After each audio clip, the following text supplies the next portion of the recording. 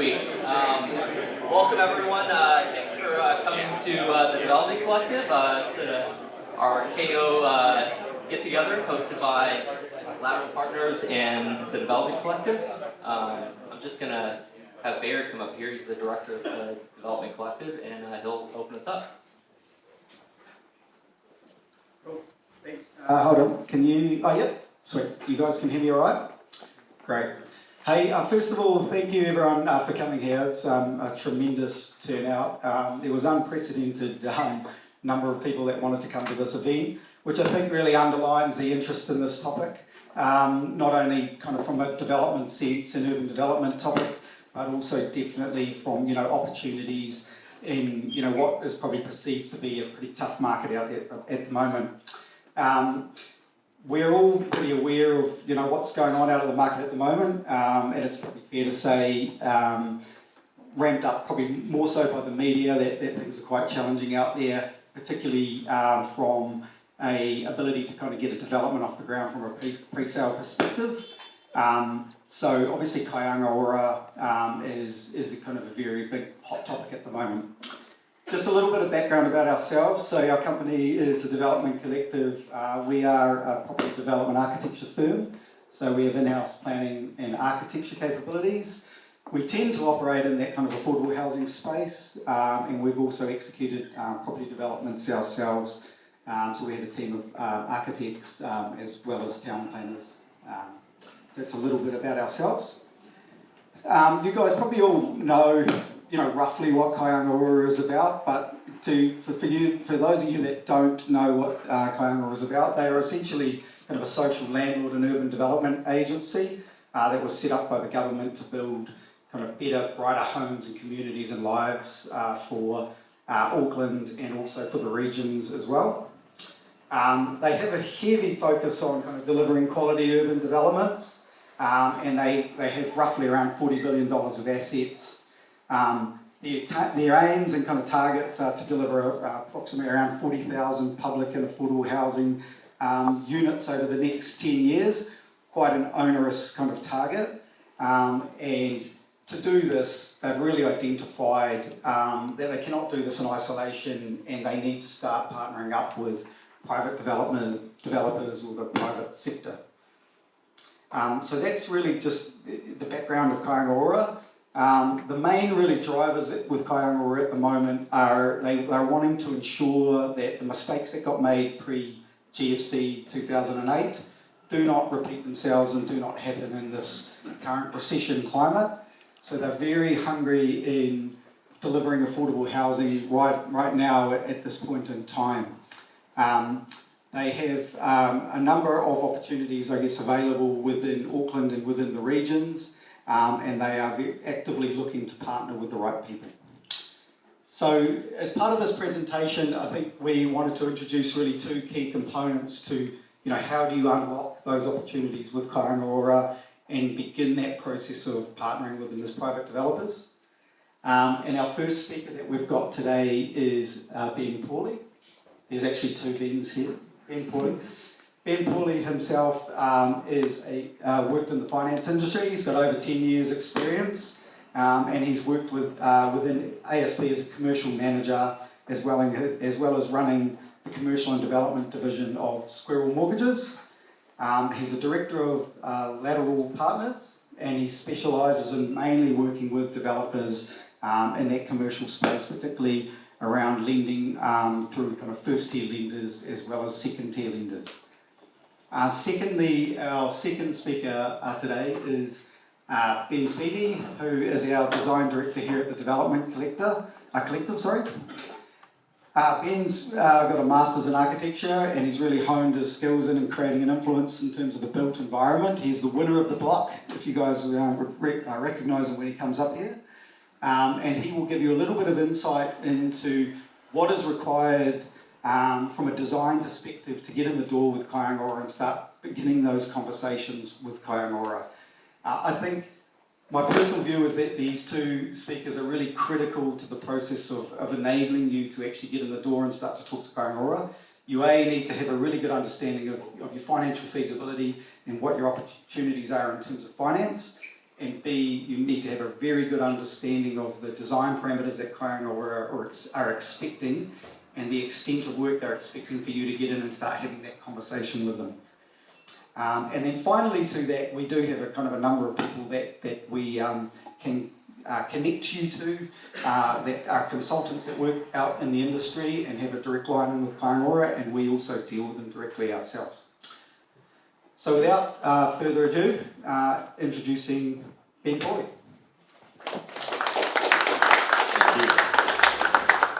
So just a couple of housekeeping things, given this isn't my place of residence, but Bayard left them out. Toilets are around the back of the block there. Also, I just want to give a big thank you to Mikey Newlands and his team, who are the ones that are serving all the food tonight. Mikey runs Ampersand in the Ōrākei Basin. I highly recommend if a plate gets in front of you, get something off there. It's absolutely fantastic food. So a big thank you to him for catering tonight. I'm just going to ask a technical question. Do I just hit the... You can hold that and just do that. Oh, easy. I can do this. Fancy. Yeah, so look, as Bayard said, I'm the owner-director of Lateral Partners. We're effectively a mortgage brokerage, but we've got a full commercial finance, I guess, division, which consists of myself, a bloke called James, who's just there, and Liam, who might put his hand up, but you can't see him, he's very short, out the back there. So we specialise almost exclusively in development finance. We do a little bit of commercial property finance as well, and a few different other bobs and ends. And then we've got some resi guys there, but the commercial guys, James, Liam and I, we do development finance, and which is why we're connected with Bayard, and he's got us up here tonight. We do quite a bit with KO. We've got about 8 different developers doing projects with KO at the moment. And then we do a lot of other stuff in the social housing industry as well, so sort of quite a nice tie-in for the evening. So I thought I'd sort of get into tonight. I'm going to talk a little bit about just sort of the 3 principles that I always come back to with property development finance and what's needed, and then how that relates in today's market, the headwinds with that, and then how KO can be perhaps a solution for a developer, to combat those headwinds. So anyone who's heard me talk development finance before, I just get into it. It's experience, equity, and exit are the sort of 3 pillars that we look at when we go to talk to a lender about development finance. So if we're going to work through those one by one, experience being number 1, that's experience. It's, have you done a project before? And not everyone has done a project before. So if you haven't, it's just about making sure you've got the right people around you. Very, very important. So having a good contractor, having good consultants, being your QS, being people like the development collective in the design period, and the right people around you to make sure that project is successful. And experience is really key, because anyone that has done property development or looked at it knows that it's a really, really tough beast to do. It's really hard. You come up with a lot of surprises. It's enduring, if nothing else. And so having experience, having been through that before, is quite important. The other two are the 2 that we're going to focus more on tonight, and these are the 2 that work really, really closely together. And the first one's equity, and the second one is exit. So equity is cash in the deal, how much money you've got in, and as I said, property development's hard, it's enduring, it's tough, it costs money.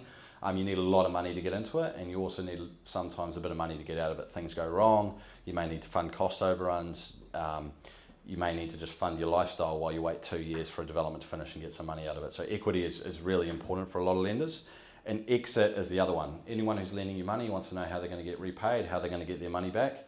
Everyone is in the business of giving you money to get the money back and charging you a premium in between, so they want to understand what the exit is. So if we get into the headwinds at the moment and sort of cover off that equity and exit piece, there's a lot out there at the moment. So what I want to emphasise tonight is it's not that banks or other lenders are necessarily getting harder to borrow from, it's just getting harder to hit the criteria that has been required from those lenders in today's market. So if we look at equity, that historically the banks have been very similar. I mean, 15, 20 years ago it was a lot lighter, but where it has been for the last 5 or 10 years has been you need 25 to 30% of the total development cost to fund a development. So that means if a development's going to cost you let's say $6 million, you need somewhere around $2 million of cash in that development to fund it with a bank. And that's always been the case. What's changed in the last 18 months is that a lot of that equity was gained for a little while there through capital appreciation of assets. So you bought a property in 2019, 2020, you saw 20, 30% capital growth on that asset, and all of a sudden you captured some equity into that development. The other side of it is the costs of doing development have come up. Property prices have gone up. We've all seen inflation in the headlines, right? Your building costs are coming up. Everyone I talk to sort of says that, build rates, labour, timber, everything's still going up. So that ability to get the sufficient amount of equity to hit your margins for a development has gotten harder. The other one being exit. And an exit is, how do you get out? And again, a bank, they've always wanted you to have somewhere around 90 to 100% pre-sale cover. So what that means is that every dollar a bank lends you, they want you to have $1 of sales before they even get any of that money out the door. And that's sales off the plans. Again, 12, 18 months, 2 years ago, properties were selling like hotcakes. It was nice and easy. You put something online, agents were selling 20, 30, 40 townhouse developments out in 24, 36 hours. Not happening anymore. What was the stat? It was, sales down the lowest they've been since the 80s, 40 odd years. It's hard to sell property at the moment, and it's particularly hard to sell stuff off the plans. When you've got contractors falling over like Scarborough and things like that, even more reticent, buyers are becoming even more reticent to purchase property off the plans. They're getting more and more concerned about the strength of the developer, strength of the contractor. So those are things that are happening. The interest costs, depreciation on the land. So I spoke about capital appreciation on land before. Land's going the other way now. So that might mean that instead of saying, hey, I bought it for $1 million, I put 300 grand in, I've got 30% in the land, that might become only 20% if the land comes back to sort of a $900,000 value. So that means more cash that you've got to fund to get into a development. Difficulty selling off the plans, we all know that's really hard. The strength of contractors, that's a big focus at the moment. Inflation, council delays, all of this stuff is making things hard. But all of them are really impacting on the level of equity you need in a development and how secure your exit is and how hard that is to get.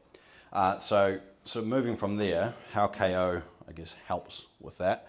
So in real simple things, simple terms, KO solves most of those headwinds.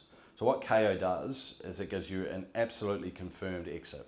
So KO come in at times prior to you even getting resource consent, and sort of we can go through that in more detail, but they can come in, they'll contract what you want to buy, what you want to develop, and they'll contract to buy that at a price at a certain date, and that's a government-backed contract, so that's not mum and dad home buyer, that's not property investor or anyone like that, that's the government that's standing behind it. They solve that exit problem. So when a bank, a non-bank lender, private individual, anyone's looking to fund your development, you can point to it and say, the government is going to buy my property on completion. We're probably all a bit concerned with how much they borrowed in recent years, but functionally, they've got the pockets to go and do it, they can deliver, they can buy, they will buy. So it solves for that exit. By solving for that exit and being a strong counterparty, what it means is that you can really look at how you leverage your development. So what I was saying before with traditional development in the banks having 25, 30% cost in there, if you had a KO development and you had a decent contract, a good margin, a bit of experience behind you, you could use your bank for 70, 75% of the cost, but you might also then be able to go get a mezzanine finance provider to come stand behind your bank and provide you another 10, 15, 20% of the cost. Or you might be able to go out to a non-bank lender and really stretch that loan to sort of 85, 90% of the total cost of the project. So it really helps again then with the equity solution. So what I've got next is a couple of examples around a project or projects that was the same projects, one with maybe a KO takeout, one with no KO takeout. And so the one on the left here is no KO takeout. The metrics of the project are the same, total development costs are the same, but we're looking at the finance costs are through a main bank primarily, and it's 75, sorry, I've got that backwards. So the one on the right is the main bank project, and it's funding somewhere around 75% of the total cost. So what we see is the equity requirement is a lot higher, 4.5 million. The profit margin a lot higher, 4.18 million, but your return on capital is still pretty good, but it's 93%. Whereas over here, if we can fund with a KO takeout, we can really start to squeeze that equity requirement because we've got a counterparty in there being the government that are going to buy it at the end. So that means that someone's happy to fund up to 90% of the total cost of the project. It means your equity has fallen by 2.6 million. So it's more than halved, and your return on capital has come up. Now your profit's gone down because your finance costs have increased a lot, and that's by virtue of borrowing more money and borrowing more expensive money. But it really shows the power of what you can do with equity when you've got a full takeout at the back end. So like, very, very simple conversation there, and I don't think we need to go into too much detail around it. But the really what I want you to take away from here is with KO, what you can do is really push your funders, and you can really start to either push the leverage or just cure for that exit position out the back end. So that was sort of me. I think we're going to move on to Ben Speedy, who's going to get into some of the design aspects of it. I think the idea is to do some Q&A at the end. Is it, Cody? Yep, cool. So I'm sure I'll be up here again soon. Beautiful. Thanks, Ben. You did pretty well with the microphone there. I'll try and do similar. So we've heard about the why, and I'm going to try and do a distilled version of the what, the where, and the how. With the what, we'll try and look at how a KO development can sort of differ from your sort of standard development, looking at KO's requirements of site, build, and spatial function. Where, we'll look at situations of site and context that can motivate KO development interest, as well as sort of encourage greater density. And then finally we'll look at how, which is sort of how I see the best way to approach a proposal for Kainga Ora. So KO is design and value driven, whose focus is to create sustainable, inclusive and thriving communities that provide people with quality homes. To achieve this, KO has released a number of design guidelines which are basically in pursuit of creating these wonderful places and spaces. Each sets out a very specific and often outcome-focused requirements. And these are numerous and dense, but what I've tried to do is outline the three main ones that start to define differences in these KO developments as opposed to what you'd standard run. Then Kainga Ora administers these design guides through a number of design review panels. This is kind of like resource consent with council, except instead of sitting down with them once or twice, there's multiple design review panels, which depending on the size of the project, are running from right through bulk and location all the way up until consenting.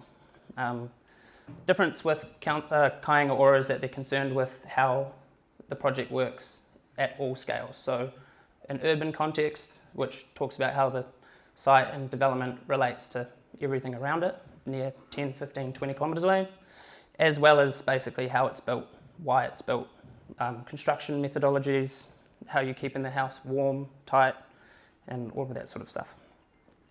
So I've pulled out these three. I think there's about 8, but these are the main ones that sort of start to dictate how Kainga Ora developments work. So you've got the home design guidelines, then you've got the urban design guidelines, and you've got the landscape design guides. There is a lot of crossover between the three, but each of them does start to talk to specific elements that these developments require to see. And I've highlighted a few of the main ones that really do set a Kainga Ora development apart from your normal rack and stack development. The first one of these is communal space. Communal space is definitely one that sets these developments apart. For example, a playground that fits a 3-storey, 4-bedroom terrace is a hard pill to swallow, and generally in private developments is a pill that is not swallowed. We are not seeing playgrounds in place of a $2 million house.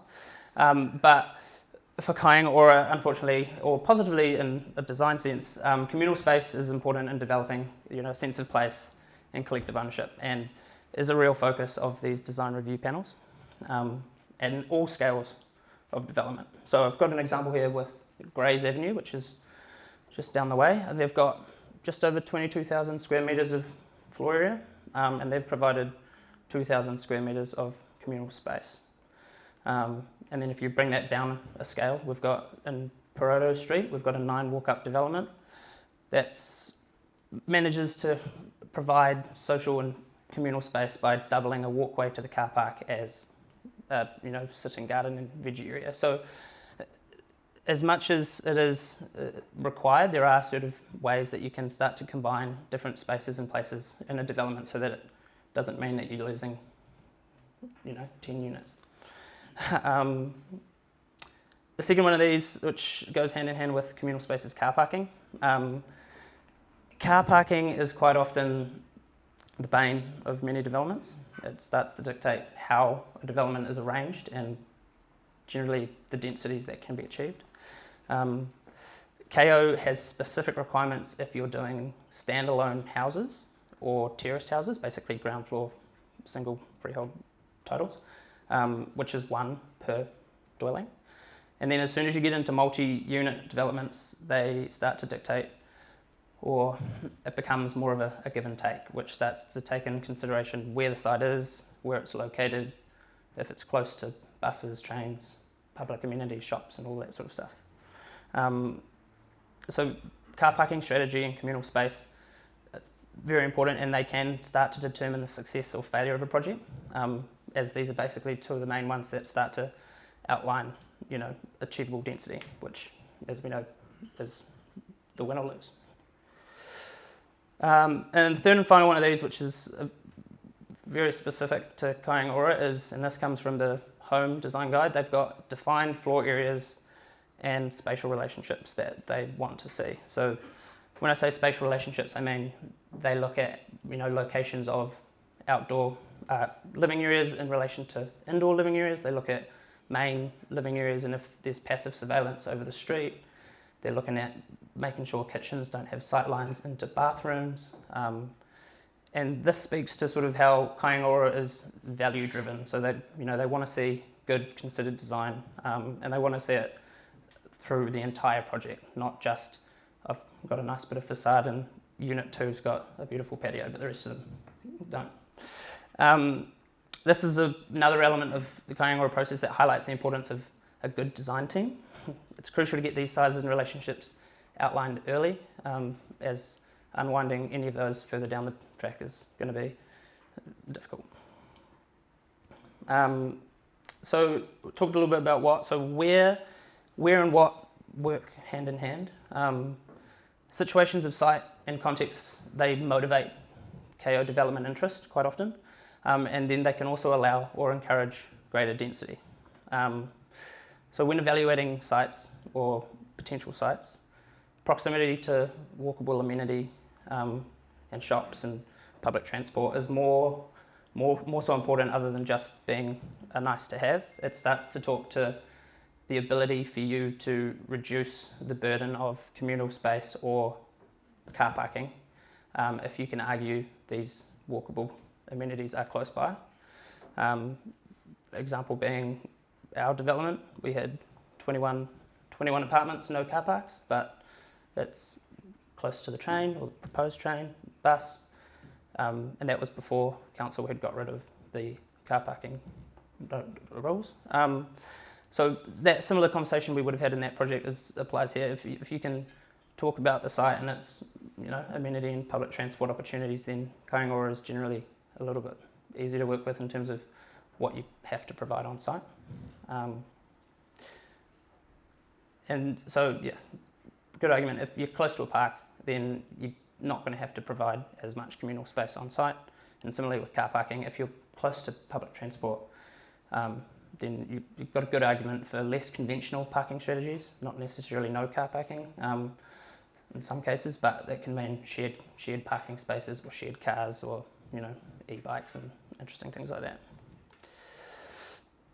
On the topic of sites like that, I think it's important to note that KO are not only buying sites with these access to amenities. It's just something that they do value, and it does help get them interested in the projects. But they're instead focused on projects and designs that align with their values and what they're trying to achieve. So a common misconception is KO developments only eventuate in lower market sites. We've got this example here, which is Peroto Street, which is in Meadowbank, looks over the city, commands views over the basin, and is evidently upmarket. But like with all developments, it comes down, it's a balancing act. It's between achievable density, construction cost, sale price, and all of that sort of stuff. This fine example, they've balanced it quite well. And KO's taken it on. But essentially, it's all about getting all the major design elements, communal space, car parking, spatial relationships, together early and get that in front of KO as fast as you can, so that you get you can set the expectations, you get early sign on, and there's not going to be sort of a change up, or you know what you're getting in for. How? KO, a good way, like I look at KO like I look at most design clients. If it looks good, it feels good, and most importantly, it meets their brief, generally the project is going to go quite well, and I think KO is no different. By looks good, I mean, design-focused approach, investing in good design and having a solid consultant team as early as possible. Feels good.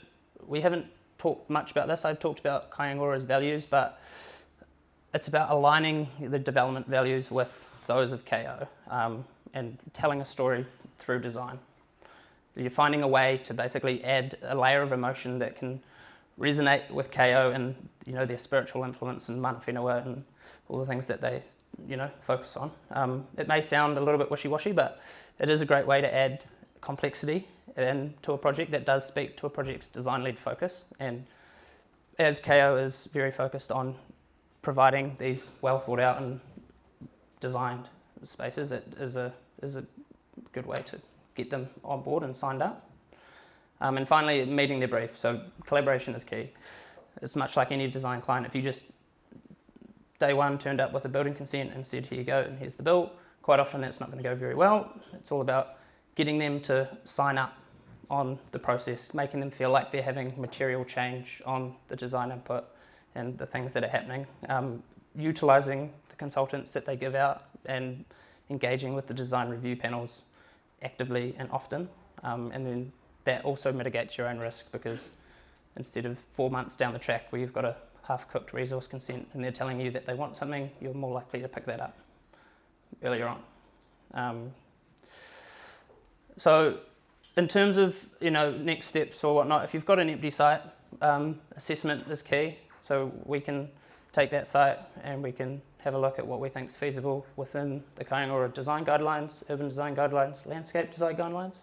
And we can do that sort of broadly speaking just to see what you guys think in terms of if that's going to work for you. Having conversations around earlier, it looks like there's a few projects that are in either resource consent or in building consent, and you're looking at how that might get in front of KO. Similarly, we assess that and would look at what it may look like in terms of yield or density drop or things that you may be able to work around to make things work a little bit easier. But Cody loves a phone call, so just give Cody a call and we'll try and tee something up. I think we've got Q&A now, so we can have at it.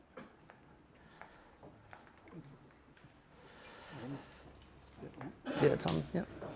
Yeah, so just shortly, I'll just wrap up before we start taking some questions from the audience. I think the key take-homes for me on this really, and to pass on to you, KO are very active in looking for partners at the moment. That's developer partners in the private sector. We all know that. We all know their objectives to deliver, X amount of houses over the next 10 years. So they're very active in that space. The second point to make really is what Ben Portley was talking about. It would imply that from a financial perspective, the pathway to obtaining finance and funding through second tiers and first tier lenders is a lot more simpler through the KO process. And finally, the point that Ben was making was really ensuring that you are understanding that you are partnering with KO. They are going to be your development partners, so their expectation levels are as any partner would be in terms of design decisions, going through the design panel and ensuring that you've got a really tight design outcome. So on that note, we will take some questions and I'll bring the other two back up. Yeah, and I think that comes from Grey Street being located where it is. I think they've got a strong argument for location and amenity around it. Again, that comes from having a solid design team that can put together the proposal and as to why. If you're aiming for an older market, you're not going to put a playground in there, but all of those sort of things start to tee in. But if percentages they don't really talk to. It's more about that urban design, which talks about livelihood and quality design and quality use. Yeah, outcome. Yeah. I can answer that one. That's a planning question. I guess the key answer to that would be we're obviously in a bit of a holding pattern in terms of policy shifts. We all know that. Zoning maps are currently under negotiation or changing at the moment. And I think council actually have extended that another year in terms of those becoming operative. So they're kind of hovering around 2025 before they become operative. On the flip side of that, Kainga actually have in-house planning teams. And so they, as well as building consent teams. So if you can get in there early and start negotiating with them, they may be more open to going outside of the parameters of, say, their mixed housing suburban zone. Often what we're finding is they almost run like a design panel, or they do run a design panel, but a hybrid kind of pre-application process where you can negotiate with them a little bit more. They're looking for the long-term outcome as opposed to just worrying about the effects on a neighbour, as an example. It's a good question, and it's one that we've been discussing kind of as a group over the last couple of months. I think probably the key point to make on that would be the past practices and how KO have operated. A lot of people have turned up with what would be kind of back of the cigarette packet type solutions. KO, as a result of that, have become a lot more resistant to kind of direct communications. So as part of that, there are consultants that are starting to set up, and we've definitely got a line in here where you need to kind of go through the right channel to get in front of them. The biggest kind of point to make around that would be making sure that when you do get in front of them, you have your best foot forward. A lot of people, as I said, they go in with sketch designs that are just substandard, and they'll get kicked out the door straight away, and KO aren't interested. But you're also on a back footing from them from day one. So you want to make sure that if you are going in, you've got a very nice sketch design, you've got a very comprehensive feasibility that supports that sketch design, and there's a lot of thought that's gone into it to meet those design parameters which Ben kind of alluded to. Again, a good question. So they have, when they're undertaking their own developments, they have their own preferred consultants that they work with through their panels, but when they are partnering up with private developers, you choose those consultants you wish to work with, and KO will just work actively with them. At the end of the day, they are just a funding agency that's going to come in and underwrite the whole project, right? But they're expecting you as the developers to drive the project through those consent stages. And so you want to make sure that those that you are working with, they understand those principles of KO, and they actually do work with them or have some knowledge of their processes. Yeah, just building on that. I mean, it is important to sort of work with the right people. Like lenders, like anyone, they'll sort of start to recognise names of people you are dealing with.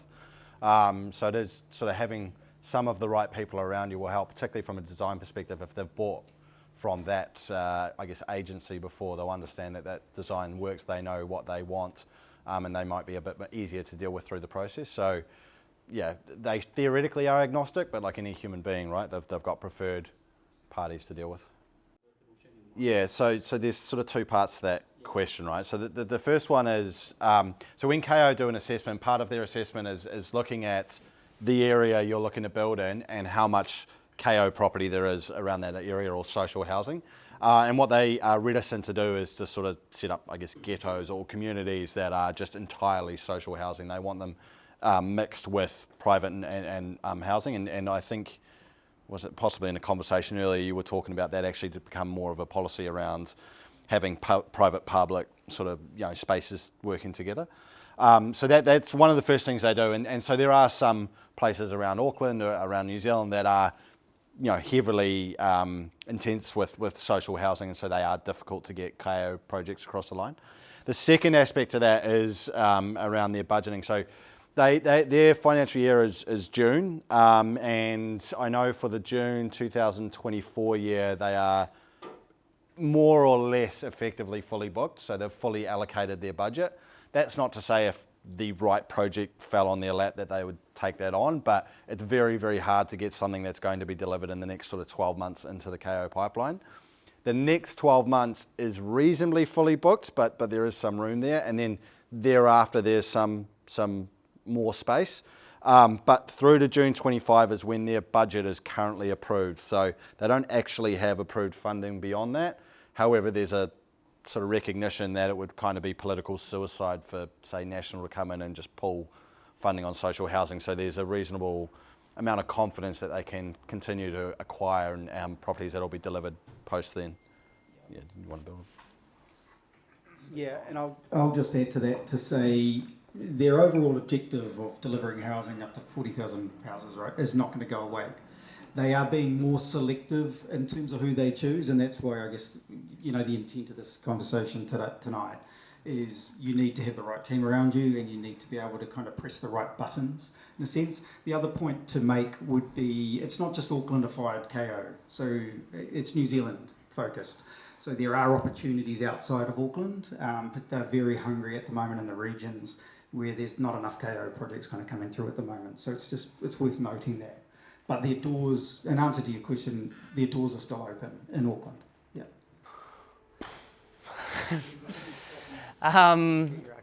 Yeah, I think it's tough. It's a tough one to answer. I think once you get outside of single dwellings and into multi-unit residential, it becomes it's a give and take. So if the design review panel chats have gone very well and you've managed to convince them that a tighter amount of communal space that you've provided is giving the residents what they need and supplying the urban design principles and the mana whenua design intent and all that sort of thing there, then maybe two more.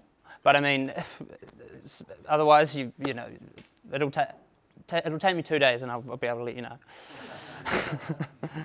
So you reckon it will be only 10%? Well, yeah, I mean, it's very, very site specific. But if you've got, a big communal area, say if you've got 2,000 square metres, maybe you get another 3 or 4 on there.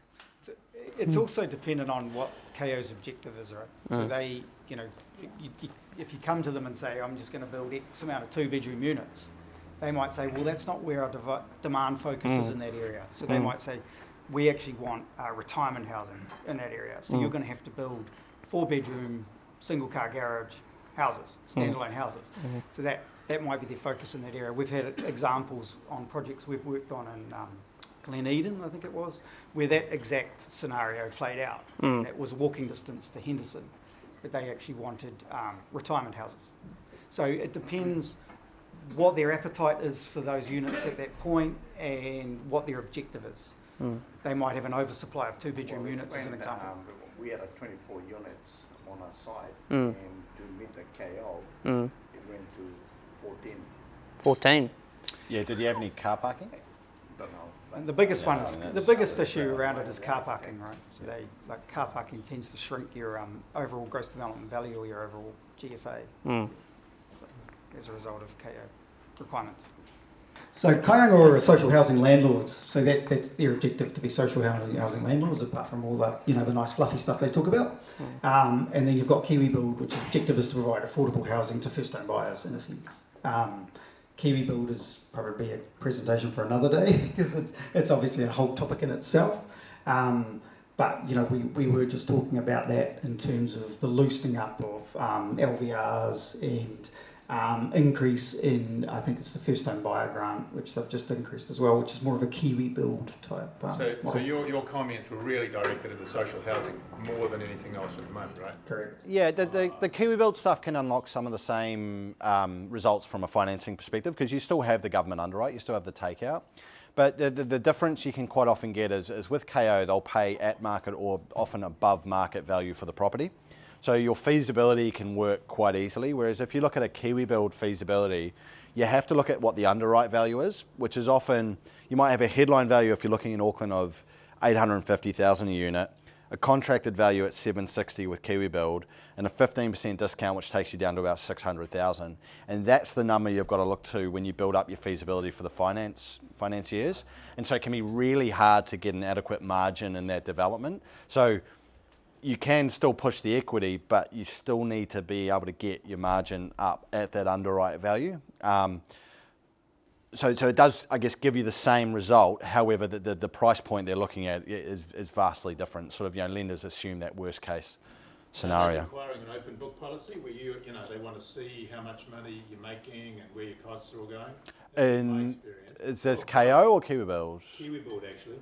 KO definitely, but. Well, so KiwiBuild will sort of do a valuation piece and look at your feasibility and sort of work through that. But I mean, there's still a demand and a need for them, and everything is assessed on a sort of case by case. Thank you. Yeah, and on the KO side of things, in terms of an open book policy, I mean, you are partnering with them as a developer, right? So there will be an element of open bookness about it. But again, you need to focus on what they're actually trying to achieve. I think the biggest thing, the biggest objective they're really trying to achieve is move people from emergency housing into social housing, right? They've got a big problem there. They are costing a lot to house people in motels, right? So their objective is really clear, and they're pushing very hard on that agenda. So quite often the KO contract will be just an acquisition, so it's a sale and purchase agreement. So they'll buy in one line all of the assets when you finish it. Where it differs greatly is there's no deposit paid, so they don't pay you sort of 10%. So if they're buying 10 units for $10 million, they don't pay you $1 million in a trust account. They just agree to pay you $10 million on completion. But functionally, it's a sale and purchase agreement. Where it can get quite cool is if you build a relationship with them, you can start contracting the sale prior to resource consent and have milestones for resource consent, building consent, start work date, etc. So what you can end up doing is when you're looking at a site to assess a site, if you're working with shit hot planners over here, you can do a really quick high level assessment. This is what we can do on site. This is what it looks like. Take that to your relationship at KO. They can make a commitment to take them off your hands, and that can be part of your due diligence on an actual site itself, which means that you can actually bring a lot of security forward in the project, because that sort of initial 6 to 12 months while you're doing your consent process is probably the highest risk period. But functioning that KO contract is an acquisition contract, not a construction contract. On that Paroto Street, so KO, I've taken that off their website online, and I think that was, I'm not entirely sure whether that was a KO or KiwiBuild project specifically, but it's more to show that KO's not just taking what a lot of the questions seem to be about what everyone assumes is low market. Like if the project's working in areas that they want to get projects running, and you can sort of meet the values and things that they're trying to achieve, then KO will still come to the party. Still probably be KO. But we've got a few clients doing projects. There's quite a few projects going on in Point Chev, so really good location. What would be your high value properties, and KO are paying well for them. So you do get social housing in all areas. They, like I said earlier, and like it's been focused on, it's about sort of the community aspect. They don't want to end up just housing people in certain small areas around the country, so they do want to be quite broad with where they buy. And I think from my perspective, probably the key point to make on that would be they've ramped up in terms of their design expectations, right? We know that because they are partnering with, registered architectural firms, architects, and the likes, not only within their design panel, but certainly on their consultant list. So it's implying that they're expecting far better design outcomes perhaps than they have received in the past. So I think it's quite important to kind of note that when you're going in the door with Kainga under today's market, as opposed to maybe 18 months ago where they were kind of just signing off everything. The big issue they tend to have comes back to access for the site. So they talk a lot about families and communities in there. And so if you've got a site, what they actually focus a lot on is pedestrian access versus vehicle access, and they don't want those to be shared because they don't want kids on a bike in a driveway. And so they do have a problem. I think they will look at, on a case-by-case basis, a rare site, but it is definitely one of those, like car parking, amenity, those things, like it's a hurdle to sort of work through. I've always found them very challenging Yeah, so as long as it meets those parameters in terms of planning parameters, but the biggest issue with rear sites is that access, right? You can't get a 6 or 8 metre wide access. So It's difficult when it's earmarked as a road or a road area because there's potential for that maybe in 5, 10, 15, 20 years to be more than 6 metres of that space used. But in my experience, that road frontage will help with outlook amenity and maybe views to distant as well as sort of space and room to breathe. But I don't think that they'll take that as communal space. Communal space is about space where residents can be active. They can sit, relax, play football, and I can't imagine that Kainga planning will be happy with kids. Well, I'd say to that'd just, again, be a conversation with the design review panel and whether or not they'd accept that as communal space, and if they would, then go for it. Well, if you do a pristine KO objective, then generally it should, most of the time it's exceeding what council's asking for. yeah, So, I was just going to say that on the planning side. So on the planning side, it's probably fair to say their objectives are above and beyond what a standardised kind of resource consent would face. Once they're comfortable with the project, I guess. So once it's gone through that design panel and they're 100% happy with it, there's no issues with it, and then they put their stamp on it. Yeah. No, they're real light. I think I've seen maybe one scenario where they've wound back on the sunset clause and the developer really did not perform. I've always found them very good when we need the sunsets extended. They can be quite commercial, particularly once you get to the funding or start of construction. And then as long as as Bayard's emphasised all through the night, right? They're a development partner. As long as you're working with them, staying in touch with them, you're making progress, they're normally pretty good. But most of the projects I've got have a 12 to 18 month sunset date post practical completion. So they're very good with it. One thing that's actually quite important, just sort of anecdotally on that topic that I spoke with one of the acquisitions officers about sort of 6 or 9 months ago was a lot of developers can be quite aggressive with their program. They'll be quite loose with quite aggressive with their program and then not actually meet that site, but they think being aggressive with it will help them get the KO contract. One thing that's not often understood is that they start to line people up for those properties when you're starting to get close to completion. And so they'll sit and they'll go, okay, we've got these many homes coming along, these many, and if you're 3 to 4 months behind, because that's a 12-month program, but you've said you'll get it done in 9, it can be quite a problem for them because they actually end up with 20 people sitting there with nowhere to move. So being quite open and honest around, hey, this is going to take me 12 months, 15 months, 18 months is actually a good way to be because it helps them more accurately plan how they house everyone. And if I can, sorry Ben, just segue quickly into that. The other thing to be mindful as well is, developers notoriously have aggressive programs, right? Want to deliver these projects in X amount of months. You need to also be mindful that when you're working with KO, you are working, I need to be very careful what I say here, but with a government entity, and so they are going to take their time to go through those design panel review processes. They're going to take their time to go through the resource consent processes and stuff. So you just need to ensure that you're adding quite a large chunk of buffer to your program of works. The final point to make from my side would be there are layers of valued projects that KO work with. Anything from kind of 10 million down up. The higher those valued projects go up, if you start to get into the $20 million, $50 million type projects, you start to add layers and layers of kind of red tape and bureaucracy. You basically start to go up the chain in Kainga, right, and have projects assessed by more kind of higher up authorities, I guess. So it's just something to be mindful. It adds more time and cost to the project. Cool. Beautiful.